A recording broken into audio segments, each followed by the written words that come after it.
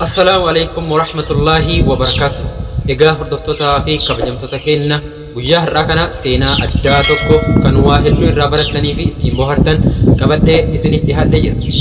Seenaan kunis seenaa bara durii keessa raawwatamedha. Gaaf tokko mooticha tokko jireedha. Bara durii keessa jechuudha. Mootichi kun impaayera guddaa fi mootummaa guddaa cimaa addunyaa kanaa ture. Osoma akkana bulchaa jiru mootummichi kun uf sodaatee hojjettoota isaa yaamee mee jecha wayii tagaaf arrakkadha gaafaan cinqaasee jecha na fayyaddu wahii naa barbaada jedheeni hojjettoota isaa kana dirqamsiise. Egaa hojjettoonni isaa kunis jecha mootiin isaanii jedhe fudhachuun isaanii dirqama waan ta'eef jecha kana barbaadetti ka'an. Namicha tokkotti dhaqan. Namichi kun hedduu hayyuudhaa fi hedduu nama maanguddoo ture. Namichi kun erga isaan dhaqanii wanta mootichi jedhaniin kana itti himanii booda akkas jedheen. Egaa isin jettanii isinitti hima.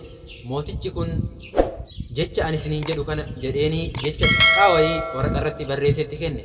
Jecha kana hanga gaafa cinqamee wanti martuu itti dhiphatee waan ta'u dhabuutti jecha kana laaluu hin qabu jedheeni itti hime. Isaanis haya jedhanii jecha kana fuudhanii mootichatti fidan.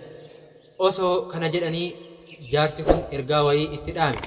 Mootichi kun jecha an isinii barreesse kana qubee isaa yookaan qubee dahabaa tokko qaba. Mootichi kun qubee isaa keessa akka kaahatu jedheeni itti hime yookaan qubee isaa jala jechuudha.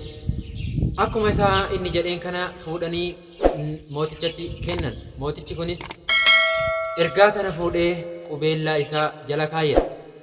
Erga jiraataa ture booda waggoota hedduu booda waraanni guddaan tokko dhufee mooticha kana masaraa isaa to'ate. Erga to'atee booda salphumatti biyya isaa kana weeraree qabate. Ergasii booda mootichi kun baqatee gara itti dhiyaatu wallaalee baqate. Waraana isaa waliin baqatanii gara qilee tokko dhufe. Fuuldura yoo laalu qileedha. Duuba isaa yoo laalu waraanni hedduun marsuudhaaf itti dhiyaateeti jira. Namichi kun waan ta'u wallaalee gara seenuu wallaale. Akka tasaa ta'ee qubeellaan isaa inni quba isaa irra qabu kun ija isaatti balaqqeesse. Erga ija isaatti balaqqeessee booda ergaa hayyichi sun jedheen yookaan ergaa jaarsi sun jedheen yaadate. Yeroo qubeellaa isaa jalaa fuudhee dubbisutti ergaan tun gabaabduudha. Mee maal yoo jedheen isinitti fakkaata? Ergaan kunis akkas jedhe. Tunis ni dabartii jedhe. Namichi sun erga laalee booda mootichi kun xiqqoo in tasgabbaa'e. Qilee sanittis hin deebi'e. Tasgabbaa'ee eega ture booda mee maaltu ture isinitti fakkaata? Namichi kun fardeen yookaan kottee fardeenii hir'ataa dhufuu eegale.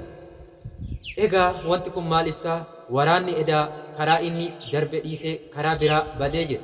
Mootichi kunis karaa salphaadhaan biyya isaatti deebi'ee karaa isaan hin iyyanneen diina isaa ofirraa cabsee magaalattii isaa deeffate. Magaalattii deebisuu isaatiinis biyyi isaa sun hedduu itti gammade. Erga akkana jedheen hawaasa isaa kanaan fuulduratti ba'uudhaan akkana jedhe.